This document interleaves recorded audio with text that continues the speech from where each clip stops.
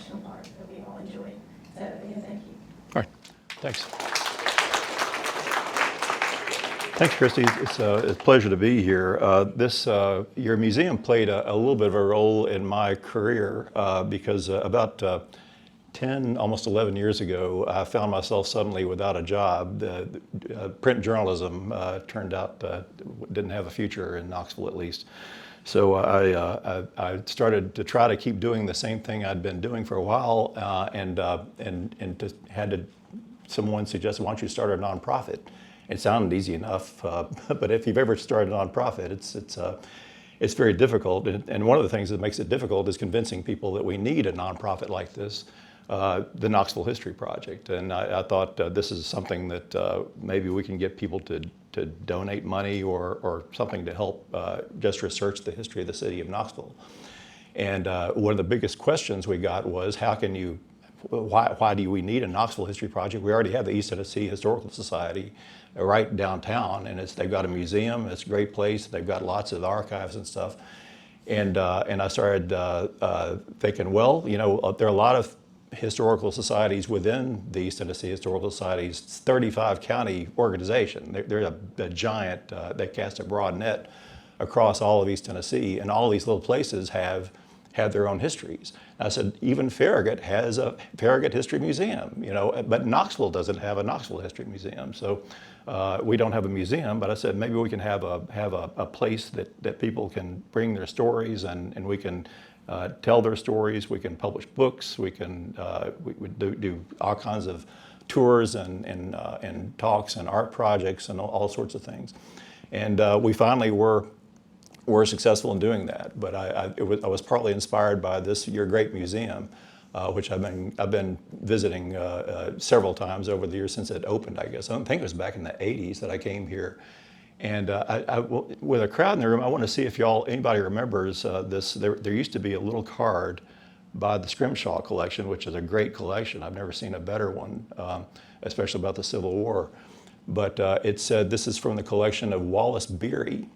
And some of you older folks might know who Wallace Beery is, but I might have to explain. He was a well-known, really craggy Hollywood actor who was often known for playing villains in movies like Grand Hotel, where I think he kills someone with a telephone, but he's just a tough guy. And they say in person he was not much better than the characters he played. It just occurred to me an interesting thing about Wallace Beery. Did he collect Scrimshaw, and how did it get to Farragut, Tennessee? Does anybody remember that card or know anything about that connection? I would love to find that out. And I didn't make this up. I found one reference to this in the News Sentinel back in the '88 or something like that. And that's all they said. It came from Wallace Beery. But I'd love to find, maybe we can make this their project for this year to let me know where the Wallace Beery connection is. But I'm a fan of old movies, and Wallace Beery was actually in some Clarence Brown movies, like Isle Wilderness, we showed as part of the Clarence Brown Festival, 2 years ago. But anyway, I'm glad you're coming out here. The story of the Smoky Mountains is much more complicated and much more interesting than people assume. When people see the pictures of President Roosevelt at Newfound Gap, they often don't even go any farther than to assume that obviously the federal government just said this is going to be a national park. There it is. Thanks, President Roosevelt.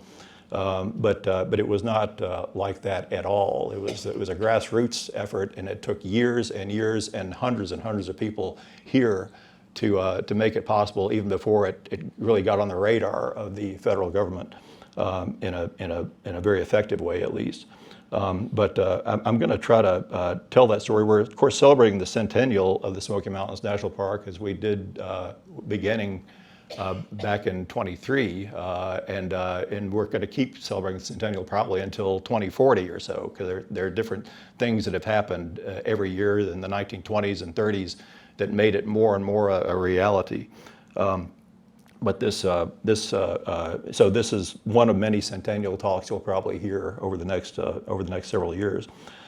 Before I get any farther, I want to mention that a lot of the work I've done with this is with the help of my colleague Paul James, who came up with this great booklet that we have, and these are free And I say they're free, but they're expensive. So pick one up if you're going to keep it and pay attention to it. Don't pick it up and say, oh, what's this, and throw it away. But these are, I brought these here just for you all to take. But these were made for our symposium last year. We had about a 4-day seminar symposium downtown at the History Center. We work closely with the East Tennessee Historical Society, and they were a big help with this too. But we just kind of a centennial look at Knoxville's connection to the Smoky Mountains, the origin of the Smoky Mountains National Park. Was anybody there by any chance in the room? One, yeah, good to see you. But it was very successful. We had lots of speakers and looking at different angles on that. But it's not as I say, not as simple a story as people often assume. I think you'll agree when we're done today. It's hard to believe that there was a time when people did not look at the Smoky Mountains and say, that's beautiful. So much of our concept of beauty is to some extent educated by our experiences and exposure to different ideas and so forth. In the early years, I have not found any quote from anybody who said, those are beautiful mountains in East Tennessee. That people would see them as an impediment. They would call them disorderly, forbidden, ragged, and the weirdest of all is barren. You see the word barren a lot, and if you know the Smokies at all, it's not barren at all of wildlife, but I think they were barren of human improvement in their idea that this was this wild, forbidden place. Don't go there. We have to work up and down the valley. Knoxville didn't think of itself as a mountain city. It was at the bottom of the Great Valley of America. That we lived in the valley. Our roads went northeast to southwest, and that we just got used to that. But because we didn't want to cross the mountains. Most people who lived in Knoxville in the first 120 years of the city had never been there. So maybe even 150 years. Had never been to the Smoky Mountains, or at least up close. You could see them on a day when there wasn't a lot of factory smoke, but otherwise people just kind of stayed away from them. Later, by the late 19th century, it was becoming useful, interesting to businessmen as a natural resource for lumber. And this was for architecture, for furniture, for paper. All of these things were made here in Knoxville. Paper Mill Drive is named for our paper mills that were there. And of course, they all needed wood. But our appreciation of the mountains seems to have arisen about the time of the Romantic era. And we may not think about the Smoky Mountains in connection with Beethoven and Byron and Edgar Allan Poe and Wordsworth. But it was suddenly at this time and Byron was popular in books in downtown Knoxville. Byron was saying we love the wildness of nature and would talk poetically about how beautiful nature is, even without improvement. Before that, when people talk about a beautiful place, they would talk about like an English garden or something very orderly, and people loved beauty and order and symmetry in the 18th century. 19th century, suddenly we have this romantic idea of wild things. And this was the time that landscape painting started. We think of landscapes as being the most elemental kind of painting. If you ever started painting, the first lesson would probably be a landscape, and it might be all you do, watercolors or whatever. But landscapes 200 years ago really didn't exist. They were just coming into the fore in the early 1800s with the Hudson River School up north and so forth. But with the idea of a landscape, you made a painting. You might do a still life, or you might do a portrait. But a painting of just a landscape, what are you supposed to look at? This was something crazy and new in the Romantic era. And suddenly they were all over the place in Europe, and they caught on in America as well.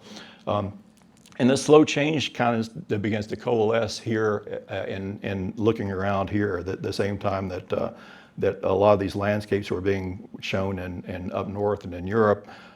We opened a place in Blount County called Montvale Springs. I say we, the developers developed a place called Montvale Springs, which was they marketed it as the Fountain of Health.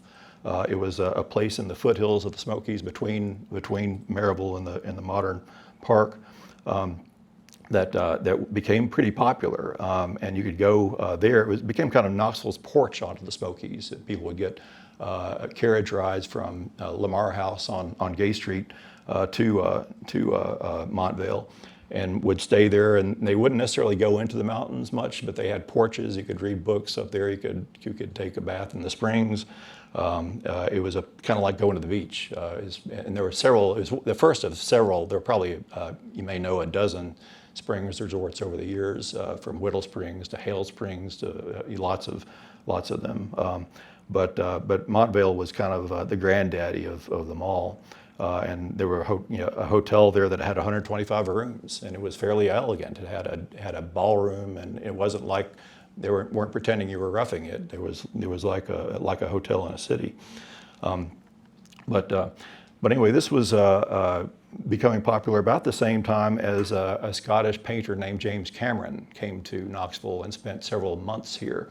I want to mention the late Fred Moffat, who died just about 2 weeks ago, wrote a great book about James Cameron, the only book I know of about this interesting Scottish painter who moved here and was productive for just a few years of his life, became preoccupied with this one scene. It's a landscape. In 1856, he came here and painted this scene called Belle Isle from Lion's View.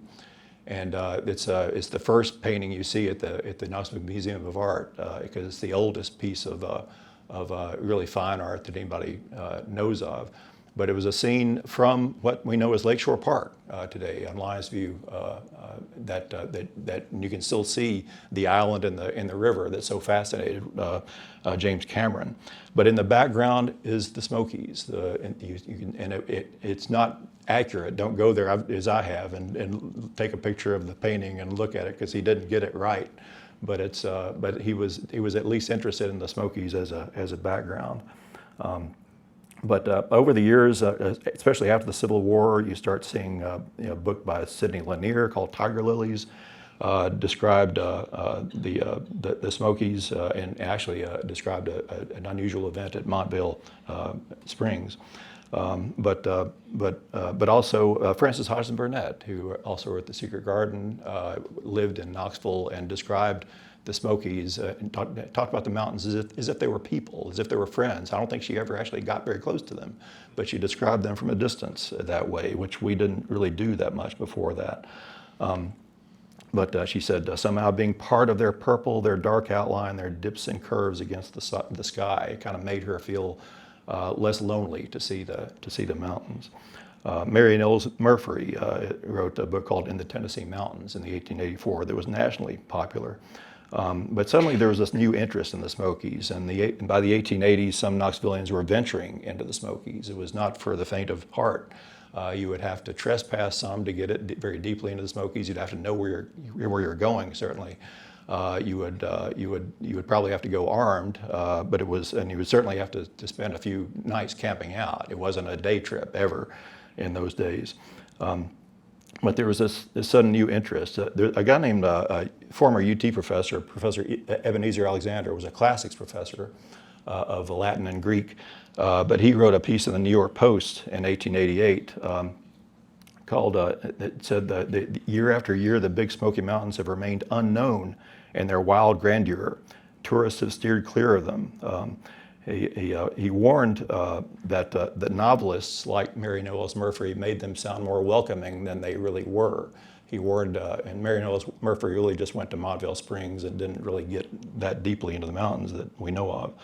But he said that it was difficult to get to the Smokies and it could be a real ordeal to get out of them. As hard as they were to get to, finding your way out was nearly impossible unless you had a guide, he said. And this was, he said, you do not ever go to the Smokies without a guide with you. It was a beautiful but treacherous place. By the way, this is the same Ebenezer Alexander that I often talk about when I give tours of Old Grade Cemetery every October, because he's buried there. The Ebenezer Alexander, who, because he was a classic scholar and knew Greek very well, he became the ambassador to Greece, the U.S. ambassador to Greece in the 1890s. and in 1896 got very interested in an homage to things he knew about, to the classical era, to the ancient era of Greece, the first modern Olympic Games, and he became one of the biggest U.S. advocate. He was the reason the United States was involved in that very first Olympic Games, which was otherwise mainly a European club. But that was, that's not directly connected to the Smokies, but just kind of gives you a sense of his sense of kind of far-reaching curiosity. Very, very interesting guy. Unfortunately, he died rather young and never saw the Smokies become a national park. Anyway, this became, by the late 1890s, the Smokies were becoming so fascinating to Knoxville that we had a big October carnival, we called it, every year, a big festival on the street.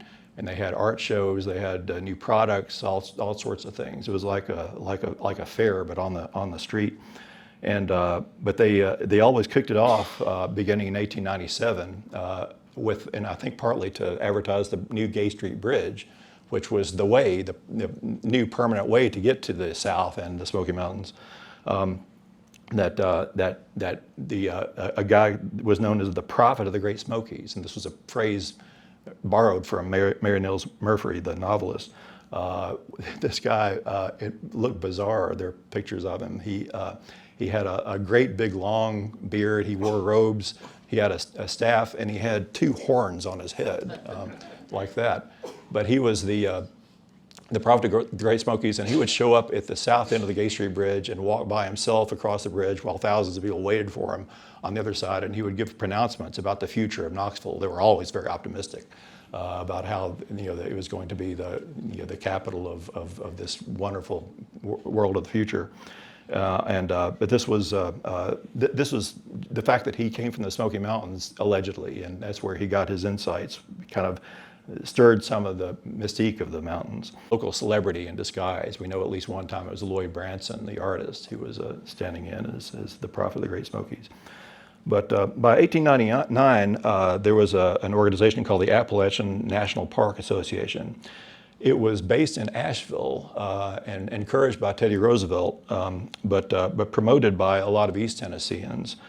This idea of an Appalachian Park, and that's what they usually called it, that was more, then was seen to be more on the North Carolina side of the mountains.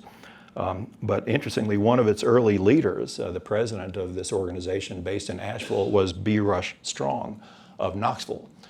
If you know Strong Alley downtown, that's named for the same guy. He began as a merchant. He was just a guy with all kinds of interesting ideas, none of which came true just the way he announced them, but some of them landed in interesting places. They left us with a park or something like that would be around for a while.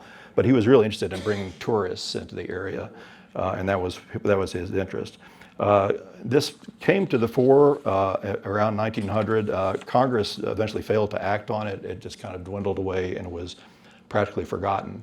But by this time, and this is interesting, I think you can make an analogy to how cities revive different neighborhoods. People often say that when you have a slum neighborhood that's dangerous, the first people to move into it and try to fix things up are artists often, and that's true in New Orleans, been true in Knoxville, it's all over the place. It's all artists are the first people who are interested enough in a forgotten neighborhood to move into it and do something about it.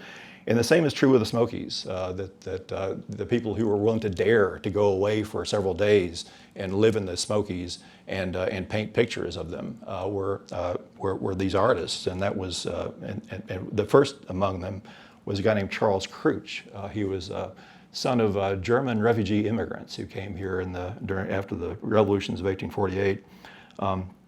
But was a photographer first, known in these fairs in those early days for his photographs. But by the 1890s, he was painting. This is backwards. We think of painting coming first and then photography, but he was a photographer first and then a painter. But he began working with oil and painting landscapes. They came to call him the Corot of the South after the French kind of proto-impressionist painter. But he did landscape paintings that resemble pictures of the old masters, as they said in 1901, when he showed his paintings in a Nicholson Art League show at the Women's Building in downtown Knoxville. That was a place that was right on the corner of Main Street and Gay that was actually was moved all the way from the Centennial Exposition in Nashville. Knoxville was so proud of its pavilion at the Nashville Centennial that they moved it all the way to Knoxville, and it became the Women's Building. It looks like this grand marble temple, but is actually built of wood, unfortunately, because it burned down about 6 years later. But in 1901, this is our art museum. It was where artists had studios, and they had gallery shows, and they had dances and other things. There's a wonderful place. But he had Crouch was one of the first people to exhibit there. In 1902, another writer said his landscapes, quote, cause a calmness to creep over one's soul like a healing balm. But there were other artists. James W. Wallace was one, and again, Benjamin Rush Strong was still around, and he was one of the customers of these folks. Catherine Wiley was another. She was best known for her portraits. She was our impressionist painter based in Knoxville, but she did a lot of women and children. But then she would spend summers across the Smokies in North Carolina, and would do paintings from the Wolf Creek area. But she was into, and then a young guy named Robert Lindsay Mason. And if I were giving this talk 20 years ago, I might ask if there's anybody in the room who remembers him. He died in the 50s, but was a really interesting guy, one of the early promoters of Smokies paintings and the Smokies themselves. But these were all artists, and the Smokies became kind of very much part of the art, kind of a revival of interest in art in the early 20th century. Meanwhile, some people who weren't artists were getting interested in the Smokies. I mentioned earlier there were, of course, lumber was always an attraction of the Smokies, but never more than when Colonel W.B. Townsend, who was from Pennsylvania, originally moved here around 1900, purchased 86,000 acres of timberland in the Smokies and founded the Little River Lumber Company. And this was a major lumber company and they really began cutting trees on an industrial scale up there. I mean, just clear cutting ridges in the Smokies. And nobody saw anything wrong with that at the time. But that was a lot of the heart pine and the materials you see in old houses in Fourth and Gill and places like that are made possible because of this of Townsend's work. But he created Elkmont from what had been a lumber camp up there, and in 1908, and offered the use of his rail line for people in Knoxville to come to Elkmont. Elkmont became known as kind of a weekend getaway for Knoxvillians of means, and whether they had a cabin up there or not, and more Knoxvillians began building cabins up there. But also they would stay in the Wonderland Hotel by 1912. So this was a place where especially the elite of Knoxville would gather. But about the same time as Elkmont was just beginning to thrive and becoming known, we had a series of expositions at Chilhowie Park. We're about to have the fair in the same park now that it was kind of begun by these expositions. But the expositions they had between 1910 and 1913 were huge. They had multiple pavilions, a lot of them permanent buildings. They had a Negro building for black accomplishments in East Tennessee. They had a fine arts building where people like Catherine Wiley would show their impressionist paintings. But the purpose of it was to remind people of all the natural resources around here, both in terms of materials and in terms of beauty. They were promoting Knoxville for the first time as the Queen City of the Mountains.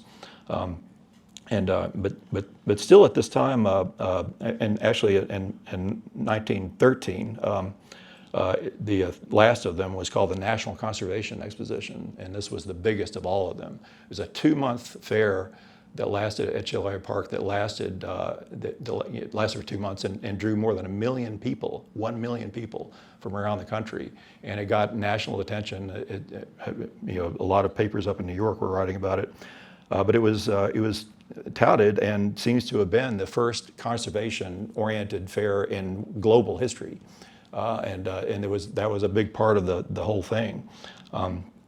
But this was, and it's interesting to see the honorary chair who was there for a lot of the time of it was Gifford Pinchot, the famous conservationist who was known for saving forests. But also, if you look at the list of people who were in charge and kind of leaders of the National Conservation Exposition, you see the names David Chapman, Jim Thompson, Wiley Brownlee, Ben Morton, Cowan Rogers, Carrie Spence, W.S. Shields. There's more than a dozen people who were leaders of this fair at Chihuahua Park who more than 10 years later were leaders of the Smoky Mountains National Park movement. And that's interesting. I don't think that's coincidental. I think they began talking about it at the exposition. It was the biggest event in Knoxville before 1982, so that was a very big deal. And they began talking again about the old Appalachian Park ideas. But all this kind of dissipated after World War I. Russ Strong died in 1915, and people had kind of stopped talking about it. And even as late as 1920, most Knoxvillians had never been close to the Smokies. I can say confidently that more Knoxvillians had seen Times Square in New York than Cades Cove in 1920, because Times Square was a lot easier to get to. You just get on a train and then get off the train, and there you are. But the Smokies were still a foreign place, and when people from the mountains came down to sell things in Market Square, they were often talked about as if they were foreigners, as if they had different ways, different accents, different customs. But anyway, Knoxville was undergoing major changes, as much of the country was at this time. Prohibition, of course, changed everything in Knoxville. The automobiles were suddenly all over the place. There were massive annexations of the city in 1917. It more than doubled its size. Hundreds lost to the Spanish flu and World War I. And there were riots. We had a whole series of riots. The race riot of 1919. There was a streetcar strike riot. A lot of these resulted in injuries or deaths, and it was kind of a traumatic period in some ways. But there were some fun things too. We had radio and motion pictures, and I think maybe all of these wonders and traumas prompted new ideas about what the city could be. And one of these new ideas had to do with the use of the automobile and the idea of automobiles. Most people didn't have automobiles yet, and the people who did have automobiles tend to be young sportsmen, because you had to drive a car, you could never be sure you could be able to drive it back in those days. You probably break down, probably get a flat tire, probably have to get out and change your tire, may have to walk back to town. So it's interesting, not that surprising if you think about it, that a lot of the early motorists and promoters of automobiles were athletes, and that includes Cowan Rogers, the guy that built the first car Knoxville had ever seen in 1898 in his bike shop. I like to remind people who complain about bicyclists on the road that the first automobile ever seen in Knoxville was actually cobbled together in a bicycle shop. But Cowan Rogers, you may recognize his name. Anybody that remembers Rogers Cadillac. That was the longest, most durable car dealership in the history of the South, and he started that back at the time that he realized that he couldn't compete with Henry Ford, and he began selling cars, other people's cars downtown. But he became a major figure in this whole story by founding the Knoxville Automobile Club, which in surprising ways became part of the story.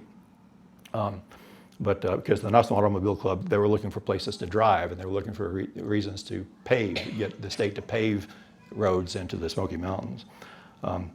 But meanwhile, an interesting couple, middle-aged couple named Willis and Annie Davis moved here from Louisville, Kentucky. Willis Davis was here to take charge of the Knoxville Iron Company, which was one of the big industries in Knoxville, and believe it or not, it's still sort of there. It's been gone through a lot of different ownership changes. It's owned by I think international corporation now, but it's still in Lonsdale, the same place it was when Willis Davis took it over. you've ever been to Ratcliffe Gardens in Lonsdale, that's right next to the factory, and the factory is the same place it was when Willis Davis was in charge of the iron company there. But his wife Annie, though, is the idea person here. She was a Bryn Mawr graduate. She was an interesting lady. In 1923, Willis, she was a good deal younger than Willis Davis. I think he was 64. She was 48 or so. I think any wealthy man with a much younger wife knows he has to please her constantly. So this was when she said something, he would listen and try to make it happen. But this was they had taken a tour. He'd taken her on a tour of the national parks out west. They'd gone to Yellowstone and Yosemite, and she, while she was out there, she said, "Why can't we make a national park in the Smokies?" And this was after they'd gotten a tour by Wiley Brownlee, and we don't know whether she knew anything about the proposal for that 20 years earlier. And this might have seemed pretty naive for a lot of reasons that they would find out about. But Willis Davis took it on as his mission to please his wife and make this a reality. And in his mid-60s began working on this. He raised the issue with a lot of the political honchos of Knoxville in those days, and got Congressman J. Will Taylor to endorse it on November 1st, 1923. Later, Senator John Shields to do the same thing, another Republican. But they personally presented to the Secretary of Interior, Hubert Work, in early December 1923. If you know anything about the Harding-Coolidge administration, Hubert Work was the guy that took over after Albert Fall, who was the main villain behind the Teapot Dome scandal, had resigned and eventually was jailed. But Hubert Work was the Secretary of the Interior, and he was interested in this. And Harding had just died at this point, so they were just kind of looking for new things to work on. There were 3 daily newspapers in Knoxville at the time. The newest one was called the Knoxville News, and it was the Scripps Howard paper.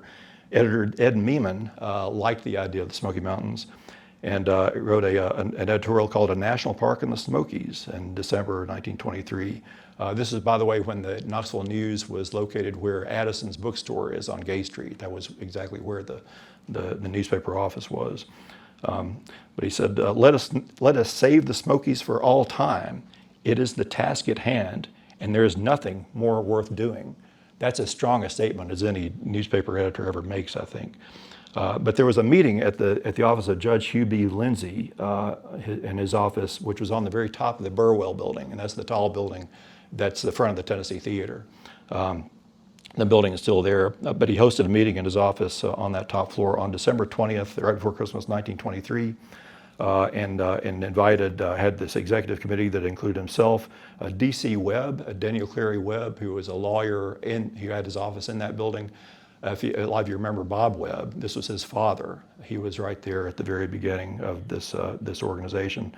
Forrest Andrews, J.B. White, and a pharmaceutical executive named Colonel David Chapman, who was a guy who had had a military career and an industrial, a pharmaceutical wholesaling career as well.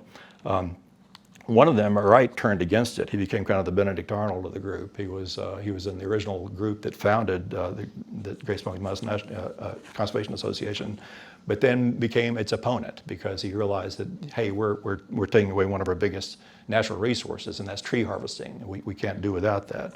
And so he became a permanent enemy of the organization.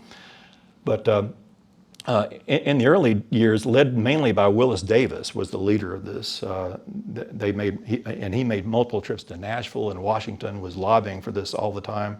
It became clear that this is going to be extremely complicated. They did an ideal image of what the Smokies Park would be like, and it involved 6,000 parcels of land owned by almost as many people. And this was and some were owned by powerful industries, some just by mountain families who lived there for generations. So this was not going to be easy. And Willis Davis, who liked to get along with people, he had difficulty with conflict, eventually yielded to David Chapman, who liked conflict. David Chapman was a small guy with thick glasses, but he was a tough character. He'd trained troops for combat, and this was. But he had to be tough because in the years to come he would be facing death threats, and eventually was badly beaten, had to be hospitalized after a beating, and an issue having to do with the Smokies. I may get into that later, but meanwhile there was a movement to start a national park in Virginia or North Carolina, especially in the Blue Ridge Mountains or around Grandfather Mountain in North Carolina.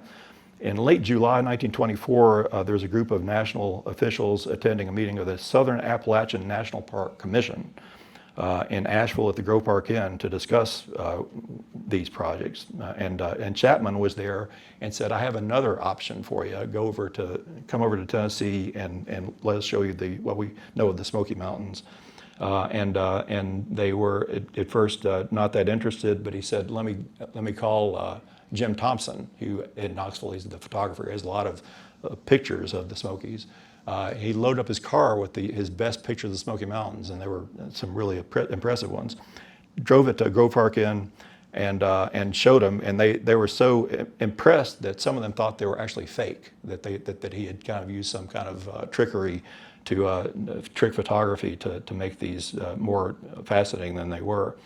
But it did convince them to make an unscheduled trip to the Smokies. They came and stayed at the Farragut Hotel, and just drove up in a car with all the guides to the Smokies, and they were very impressed. And this is the beginning of the national interest in the Smokies. Meanwhile, the Smoky Mountain Hiking Club was founded.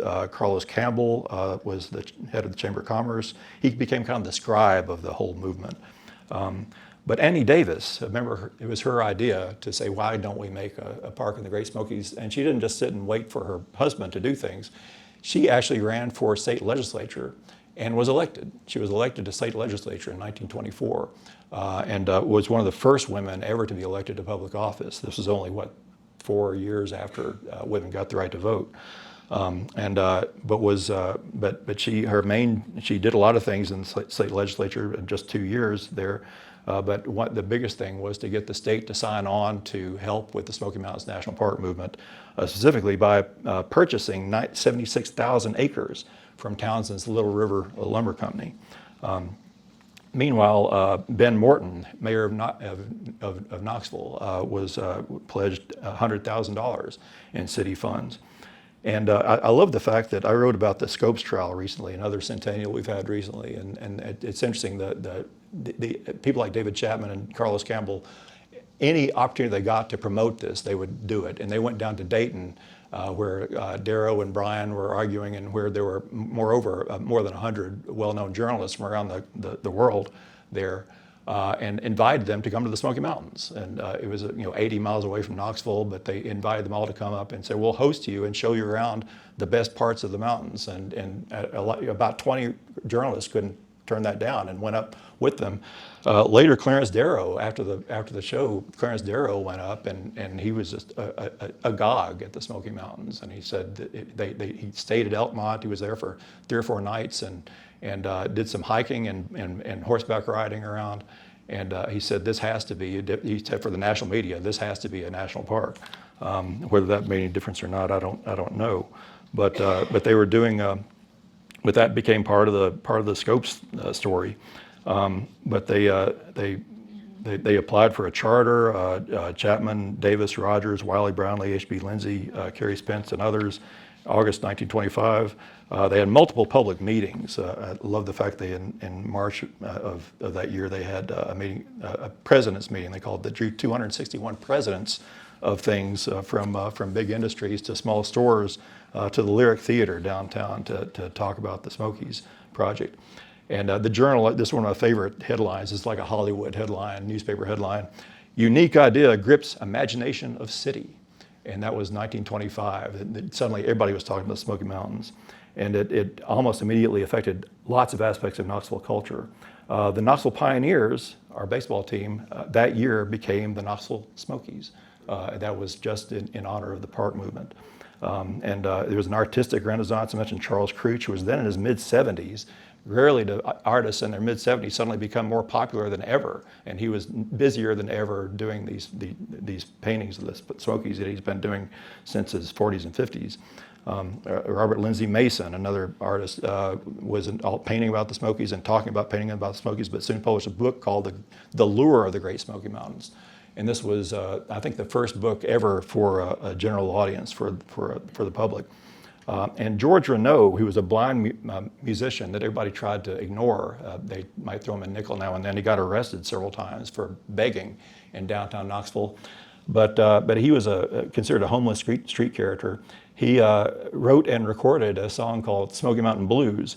And then in 1925, he made these records, by the way, in New York, because Sterling Brothers Furniture was getting, long story, but they were sending buskers from downtown Knoxville to New York to make records so that working class people would get interested in buying phonographs, because Turkey stole phonographs. So he was really music producer in those days. But in 1925, he was the first one ever to record a song called On Top of the Old Smoky. This guy, a blind man who would sing on the corner of Clinch and Market Street. Anyway, it's a sad story. He was successful for 2 or 3 years, and then he wound up back on the streets. He died of tuberculosis in his 30s. So it was a sad story with an interesting arc to it. But by the way, we have our music history guides that I don't know that I brought any today, but I'll be talking about that at East Tennessee History Center on September 3rd, about the music history in Knoxville. Meanwhile, and I loved it. We had a group called Smoky Mountain Fiddlers suddenly, the 30-piece band playing at the Market Hall, and sometimes for benefits for the mountains in 1926. Country music didn't really exist on record, at least, before the Smoky Mountains National Park movement. And I don't want to jump to conclusions, but did it help? I mean, Roy Acuff's his first nationally popular band was the Roy Acuff and the Smoky Mountain Boys. Did the Smoky Mountains National Park movement help country music become a national thing? I can't prove that it didn't. But March 6, 1928 is a date that a lot of people thought was going to be forever remembered in Knoxville.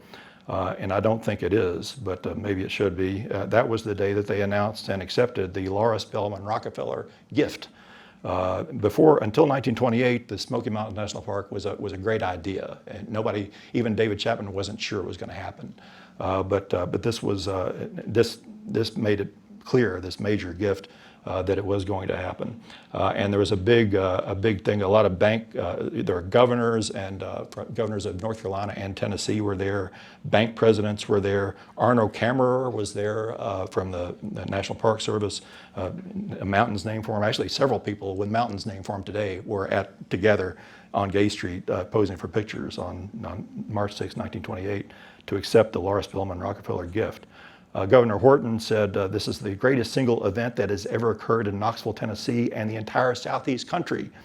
Now I'm sure most people don't know much about it. But anyway, lots of things were changing all this time. Knoxville started calling itself the gateway of the Smokies. I love the fact that anytime anything new would use the phrase gateway of the Smokies, the journals started putting it on the front page of every paper. The new Proud Brown Garage said, "Come to the Proud Brown Garage and the gateway to the Smokies." Sequoia Hills was a new development, and they said, "Come to Sequoia Hills and the gateway to the Smokies." But the first version of Mountain Dew, which was done by a Jewish immigrant family called the Licht family, came out in 1926, I think. And this, of course, didn't become what we know today for another 30 years or so. But that just reflected all this fascination with the mountains. But Will Rogers, I'll try to close, but Will Rogers was in town in 1926.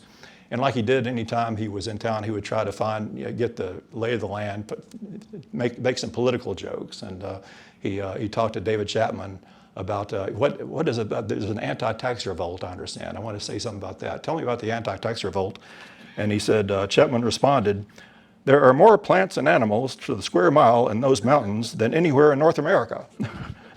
That was his response to But Rogers thought that was funny enough to use that as his joke. But by 1930, large parts of the park were substantially finished and had a full-time ranger. It still lacked Mount LeConte, which was still owned by a paper company. But by 1934, it was all put together, and the park was considered substantially finished. They would add some more to it in years to come. But anyway, I mentioned that Chapman got clobbered. Chapman's era of fame was the late 20s and early 30s. And like a lot of people, they peak and they're put out to pasture. And Governor Horton snubbed Chapman by appointing his political ally and former Horton campaign manager, George Dempster, later to be inventor of the dumpster, to be head of the Smoky Mountains Park Commission. And on January 9th, 1933, Chapman presented the commission. They were meeting Smoky Mountains National Park Commission was meeting in the same room where they had met back in 1923 to found the Smoky Mountains National Park, the Smoky Mountains Conservation Association, rather, where it all started. And this was 10 years later. But he presented an audit critical of Dempster's commission and his books, and Dempster responded, "You're a goddamn common liar," to David Chapman, this icon, and Chapman, who was 56 years old, struck first. He was a feisty guy. As I tell you, he punched Dempster in the face.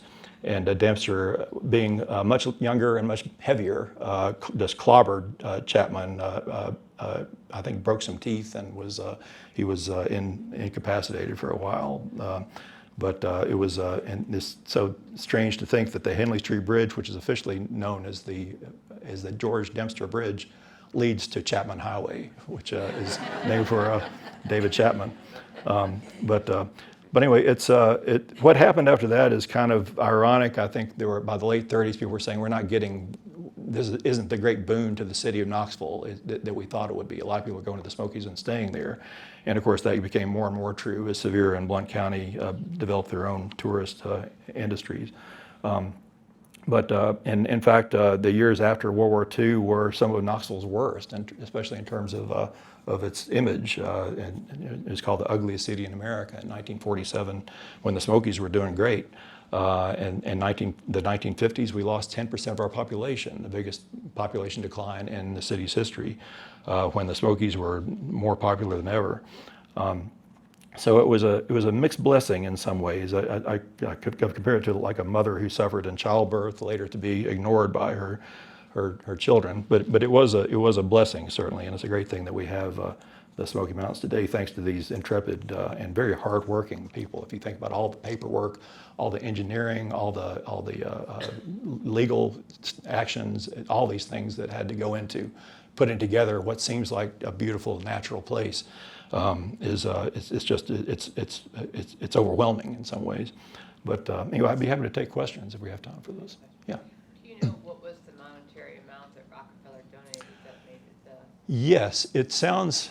Well, I don't know it offhand. I think it's in the six figures, which sounds not that impressive today. But it's of course, if you adjust it for inflation, it'd be and would that have been a few million. To pay off the 6,000 mountaineer people who lived there to give them money for their property? Or? That's a good question. I think there was a big pot that was paying everybody for everything, and some mountain people were happy with what they got, and some weren't. So it was a tough thing. Yeah, that was probably the hardest part of it, looking back at the whole story. But yeah, there were actually signs threatening David Chapman with death in Cades Cove. That the people, he just didn't want to leave there. It's a beautiful place. Yeah. Other questions? Yeah.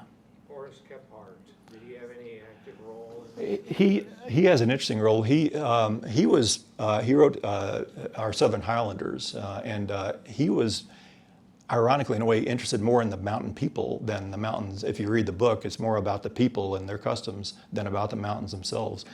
But they say, was reluctant at the very beginning because he didn't want to force everybody out. But he signed on and became an advocate of it. He was kind of a central figure in the Ken Burns series, which we kind of carefully didn't mention in our seminar last year. It's kind of the elephant in the room. I love Ken Burns. I'll watch everything he does, but his version of the Smoky Mountains was interesting and sometimes accurate. I'll just say that. But Horace Kephart is a big part of that, and they talk about him and George Massa putting together articles and illustrated by Massa's photographs. I've only found one article ever published promoting the Smoky Mountains by Horace Kephart, and it was illustrated by Jim Thompson, a Knoxville photographer. But I don't want to put any of them down, because Horace Kephart's a hero of mine, and he was an older man at this time, and he was a great eccentric, creative guy who understood people, I think, and and we're grateful to him for everything he recorded. George Massa is a brilliant photographer. And it was more artistic in some ways than Jim Thompson. But I would love to, if there was a George Massa exhibit here or anywhere else, I would come see it and pore over it.